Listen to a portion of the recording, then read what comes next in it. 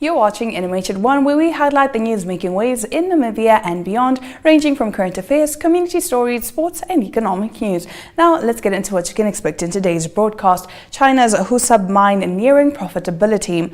Day 2 of the Africa Fertilizer and Soil Summit continues, and water scarcity is reaching its peak. I am Diana Master, and we'll get into the midday news update right after this break.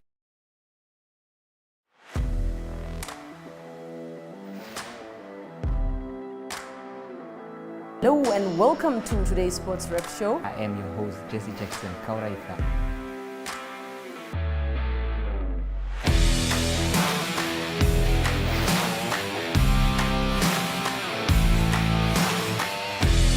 In replay, Namibia, who had won the toss for the first time on this tour.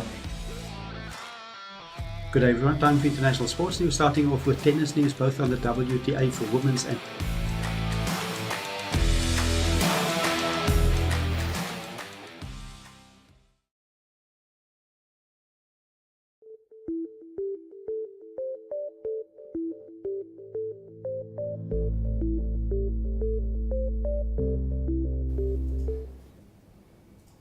In our midday news update, Day 2 of the Africa Fertilizer and Soil Summit continues at the Kenyatta International Convention Center in Nairobi. This will focus more on engagements by Ministers of Agriculture and Ministers of Foreign Affairs on enhancing the access and use of quality fertilizers. Let's have a look at this video courtesy of Tuyemo Haidula.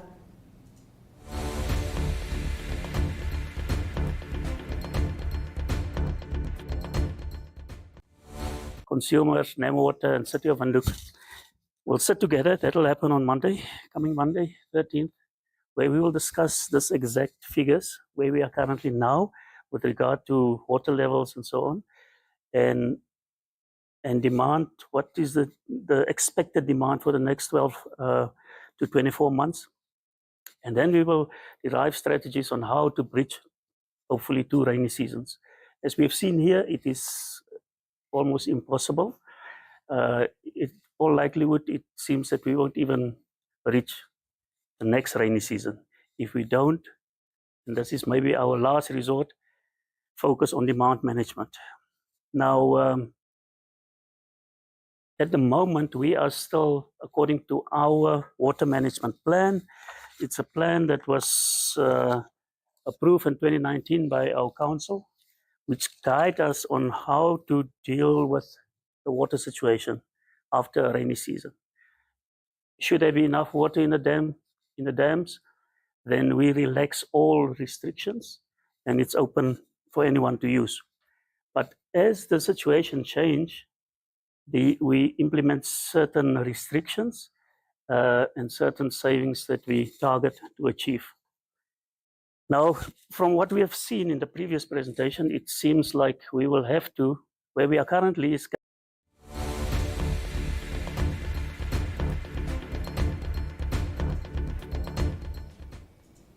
In another update, the Miss Namibia organization today announced that the first runner-up of Miss Namibia 2023, Albertina Heimbala, will represent Namibia at the Miss Earth 2024 pageant instead of at Miss World. In a press release, the MNO said that the Miss World organization resolved at its annual national directors meeting in March that they will strictly enforce their standing rule that only the national winner can participate in the Miss World competition. The rule stipulates that the first runner-up can only participate if the national winner is unable to and/or incapacitated. We have discussed this matter with Albertina, and she is ecstatic to represent Namibia at Miss Earth later this year, Miss Namibia Organization Chief Executive Officer Umbi Karwaye Upi said.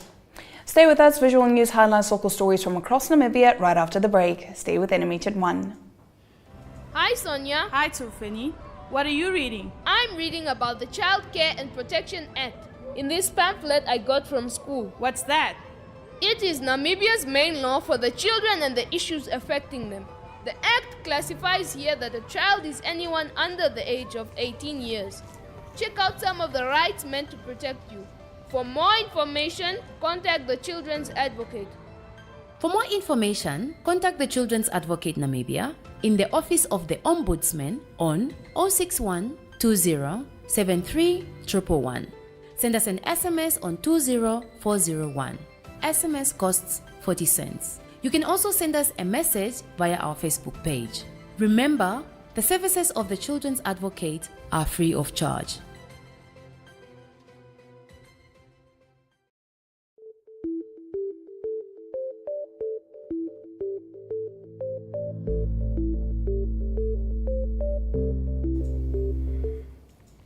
Thank you for staying with NMH at 1. Let's take a look at what the lead stories are in Namibia's daily newspapers. Swakop Uranium's Husab uranium mine is already the largest in Namibia, and its production results for 2023 indicate that China's largest single investment in Africa is finally nearing profitability. Specifically, the uranium mine, whose majority shareholder is the Chinese government's China General Nuclear, boasted a 34% increase.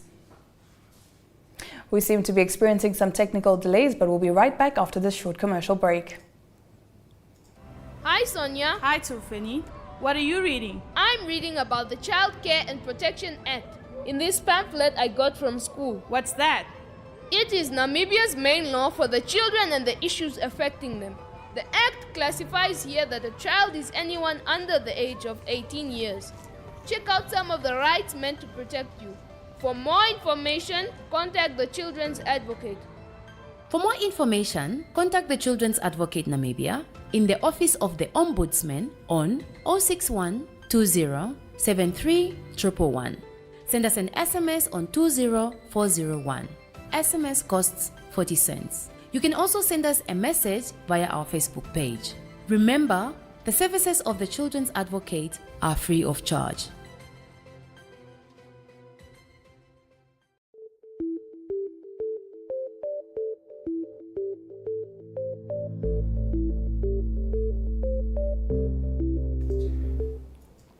We do apologize for that. Nevertheless, let's continue with our Namibian Sun, page 3. A former Namibian police inspector charged with conspiracy to commit rhino poaching has failed in his challenge against the decision that he is unfit to serve on the force.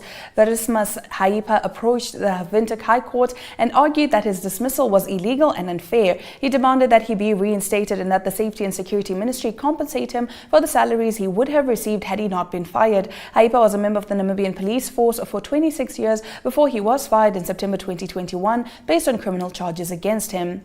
Republican reports that what started as a dream grew into a lush garden project in the mining town of Arandas before this successful project was cut short by a water shortage. The owner and chairman of the Daydream Garden Institute, Elizabeth Makina, had her childhood taken away from her early after she entered marriage as a child bride. Because of the extreme poverty they experienced, Elizabeth was taken out of school in grade 7 to fulfill her duties as a child bride. Determined to create a better future for herself, she continued to learn to read and write and to fill out forms on her own. Elizabeth often dreamed about a garden with fruit and vegetables and saw it as a sign to start her own garden.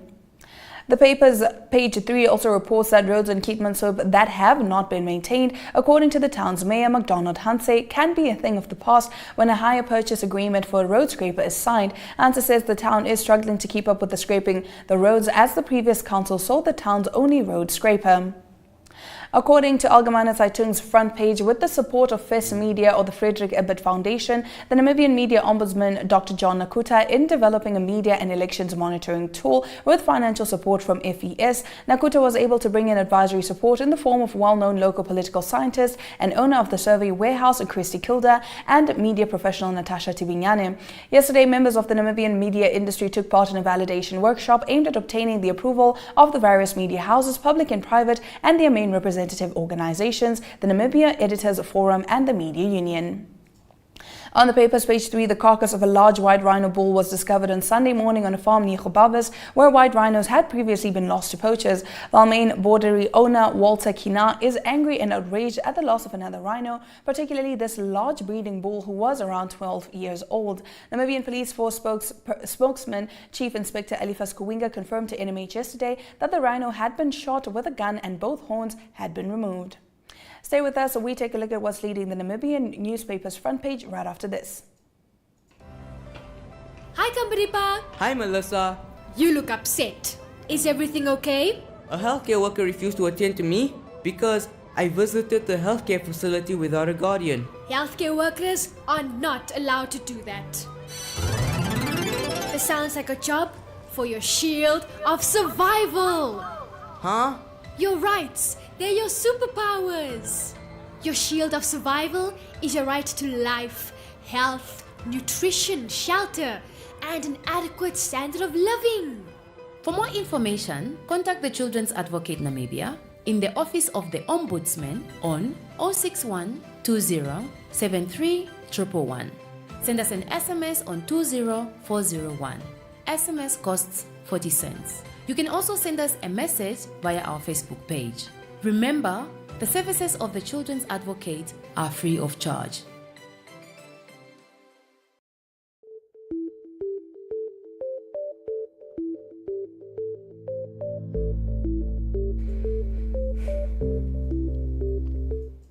On the Namibian newspaper's front page, Namibia Local Business Association wants the government to own 50% of all natural Namibian resources in future. This would allow Namibians to benefit from the country's resources, the association says. Naluba's Vice President Peter Madila said that after a meeting with Minister of Mines and Energy Tom Owendo yesterday. Owendo told mining companies at the Chamber of Mines of Namibia's recent annual general meeting that the government would in future consider obtaining shares in the mining industry for free. On the paper's page 3, former National Council chairperson Candy Nehova says that ambassador and heads of missions should adhere to international law and stay in their lane. High commissioners and other representatives of foreign countries in Namibia are not allowed to participate directly or indirectly in elections in Namibia, he says. This is according to the Namibian, which further reports that a debate on this matter was unleashed after German Ambassador Thorsten Hutter hosted a lunch in honor of Independent Patriots for Change leader Panjuleni Itula, along with other European Union ambassadors. On the New Era's front page, underdevelopment, inadequate economic opportunities, and a lack of basic services are some burning issues raised by ASAB residents during yesterday's Boundaries, Delimitation and Demarcation Commission's public consultation meeting in Husab. Due to this, they are now calling on the government through the commission to detach the settlement from the Oshombinde constituency and declare it an independent constituency. According to the paper's page 3, the Oshokoto Education Directorate and its stakeholders are pushing for the reintroduction of a trimester system for schools from 2025 onwards. 46 participants, including learners, teachers, parents, and the public at large, gathered on Monday at Okulo Secondary School for a regional consultation meeting on the government school calendar for the 2025 academic year. The meeting was about concerns and proposals aired around semesters, 2 terms per year, and trimesters, 3 terms. The concerns of the semester revolve around the length of the semester, fatigue among learners, and difficulty in curriculum planning. Now, according to Market Watch, Namibia this week secured $2.6 billion Namibian dollars for the development of the Awas Boom transmission line and the development of a battery energy storage system facility to help the bulk energy supplier support bankable renewable energy projects. The funding for the projects was provided by a World Bank facility and will help NamPower keep up with Namibia's energy demands, CEO Kahenge Haulofu said. That brings us to the end of our newspaper review segment, but stick around, we get into economic news right after this.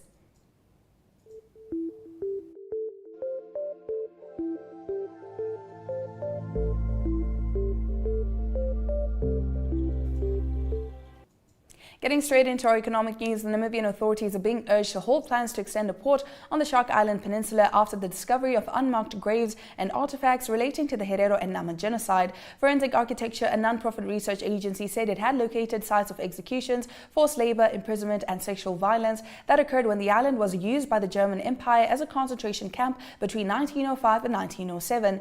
More than 65,000 Herero people and 10,000 Nama were killed by German troops between 1904 and 1908 in what is widely acknowledged as the first genocide of the 20th century. The attack was in retaliation for a revolt against colonial rule led by the paramount chief Samuel Maherero. Many were killed in the camp on the island, which is now a peninsula. Researchers said there was credible risk that human remains could be found in the waters around the peninsula's port, which the authorities want to expand to support green hydrogen production along the country's south coast. Historical accounts suggested people who died in the camp were thrown to the sharks, said Forensic Architecture. Researchers have called for a moratorium on all development projects in the area and for wider investigations into potential underwater graves. Now let's take a look at the economic indicators just before we bring you African news.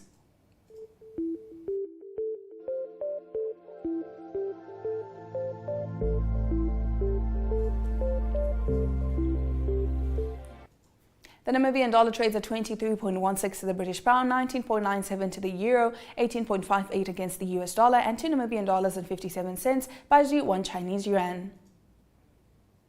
First Rand Namibia Limited stocks took a dip of 0.50%, while Letsego Holdings and Namibia Breweries Limited stocks took upturns of 2.50 and 0.03% respectively, while the rest of the selected NSX stock closing prices maintained.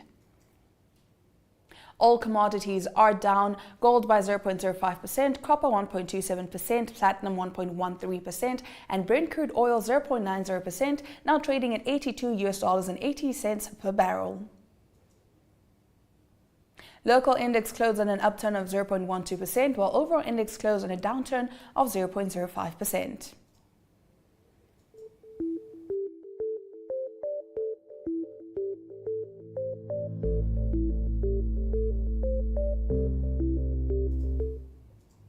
We now expand beyond Namibia's borders to give you the latest news from the African continent here on NMH at 1. After a multi-story building under construction collapsed in George, South Africa, rescuers are working tirelessly to reach trapped individuals. At least 6 people have been confirmed dead, with 48 still missing from the 75 workers present at the site. The cause of the collapse remains unknown. While rescue teams maintain communication with 11 trapped individuals, families anxiously await updates, hoping for positive news. Colin Dana, Disaster Management Chief for the Western Cape Province, emphasized the ongoing effort to treat everyone as potentially alive. Amidst the tragedy, there have been moments of hope, with survivors being rescued from the rubble. Sniffer dogs aid in the search for more survivors. As the investigation continues, President Cyril Ramaphosa has called for a thorough inquiry into the incident. Kenya's government has continued the forceful eviction of people living in most of the informal settlements in Nairobi that are next to rivers. Last Tuesday, President William Ruto ordered the evacuation of all homes along the nation's waterways. The announcement came a day after a torrent of water swept away scores of people in an area some 50 kilometers east of the capital. Tensions were high in Nairobi settlements on Tuesday, with residents saying they were caught unaware despite the 48-hour directive to move lapsing 5 days ago. As anguished residents watched the demolition of their homes, many directed their pain at President William Ruto, saying his government had failed them. Stay with us. Right after this, we bring you international news.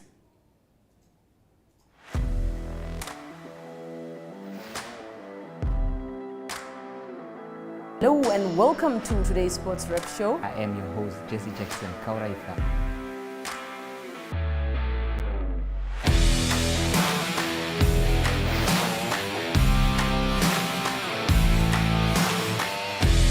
In replay, Namibia, who had won the toss for the first time on this tour. Good day everyone, time for international sports news, starting off with tennis news, both on the WTA for women's and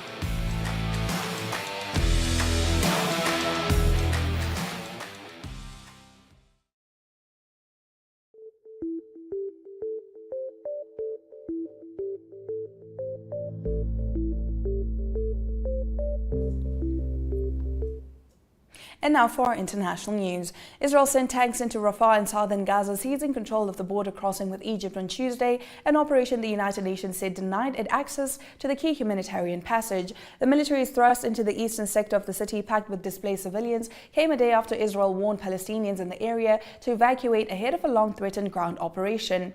Army footage showed tanks flying the Israeli flag, taking operational control of the Palestinian side of the border crossing, it said, in a deployment that had a very limited scope against very specific targets.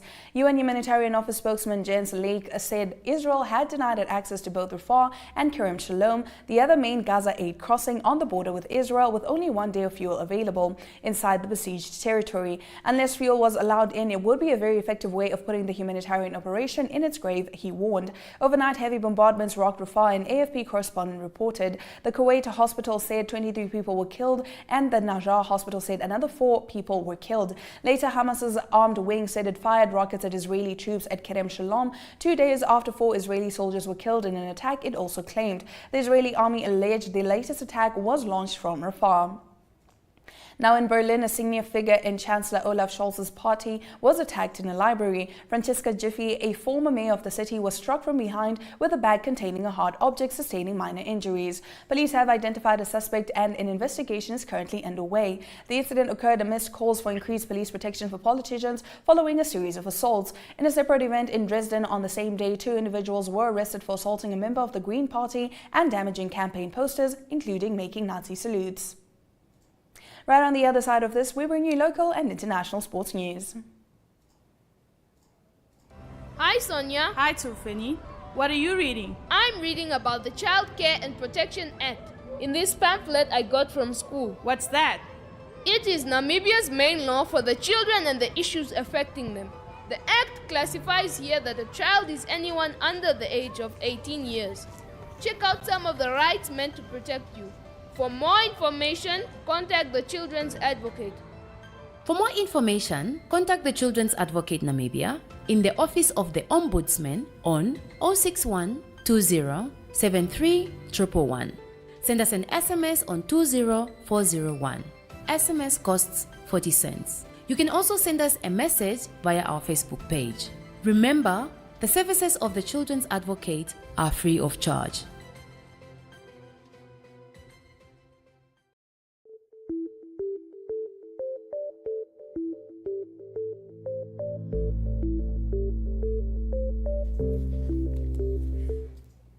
The Istock Sport Association of Namibia hosted its thrilling friendship tournament last weekend, marking the first significant event since the African Championship in August 2022. 6 teams from various Windhoek neighborhoods showcased their best on the concrete surface to determine the champions. In an exciting competition filled with suspense from start to finish, the mighty civilians led by Detlef Pfeiffer and his teammates from the Dolam Katutura area emerged as the victors. Head coach Alista Katsia will be hoping for the best despite the delayed start to Namibia's preparations for the upcoming international season of 1 or possibly 2 home test matches in Windhoek during July. Club chairmen were over the weekend informed of 51 mostly locally based club players called up for the first national training sessions of the year. In an interview this week, Katsia admitted that in the restart after the 2023 World Cup in France last September, momentum needs to be created from scratch considering the inactivity due to various factors in the build-up to the 1 confirmed test match against Portugal on the 13th of July in Windhoek.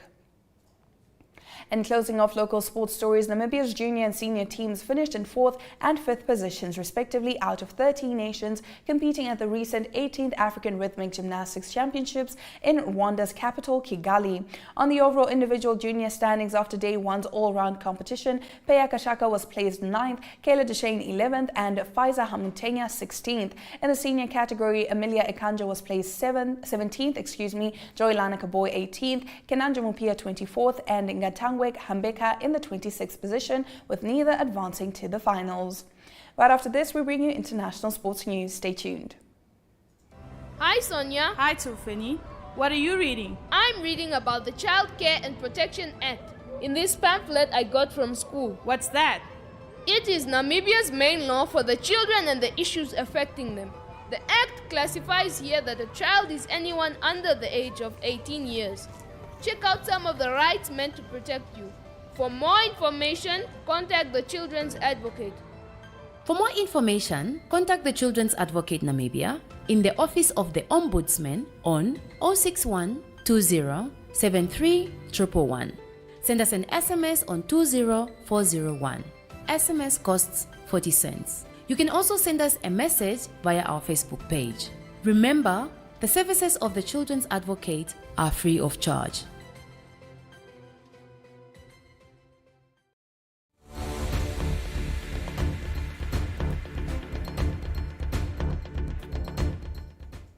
You're watching NMH at 1, and if you've just joined us, here are the news highlights from today's broadcast. In African news, rescuers were using cranes, drills and their bare hands to try to reach dozens of people trapped when a multi-story building being built in the South African city of George collapsed, killing at least 6 people. In international news, Israel sent tanks into Rafah in southern Gaza, seizing control of the border crossing with Egypt on Tuesday, an operation the United Nations said denied it access to the key humanitarian passage. And in local sports news, the Istock Sport Association of Namibia hosted its thrilling friendship tournament last weekend, marking the first significant event since the African Championship in August 2022. And that brings us to the end of the show. Remember, NMH at 1 streams live every weekday at 1 p.m, catching up on the latest news in Namibia and beyond. From all of us here in studio, happy Wednesday.